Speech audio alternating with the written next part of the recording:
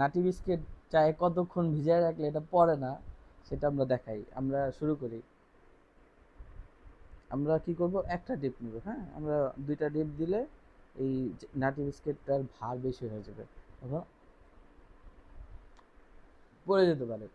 তো আমরা যেটা করবো, এখানে আবার ব্যাপার আছে, গরম নাটি বিস্কিট মানে গরম চায়ের সাথে একরকম ভাবে এটা কাজ করে, ঠান্ডা চা আরেক রকম কাজ করে। আমরা অবশ্যই গরম চা কখনোই 1.5 সেকেন্ডের বেশি নাটি বিস্কিট চুবাই রাখবো না। আমরা যেটা করবো, এভাবে নিয়ে এভাবে দুটো নাটি বিস্কিট খেয়ে ফেলবো। আর যদি ঠান্ডা চা হয় তাহলে আমরা কয়েক সেকেন্ড অপেক্ষা করতে পারি। যেমন আমি এটা 1, 2, 3, 4, 5, এই 5 পর্যন্ত যথেষ্ট। আমরা যদি বেশি যাই তাহলে একটা বিপদ ঘটতে পারে, এবং সাদা পাঞ্জাবি আমি মোটেও রিস্ক নিতে রাজি না।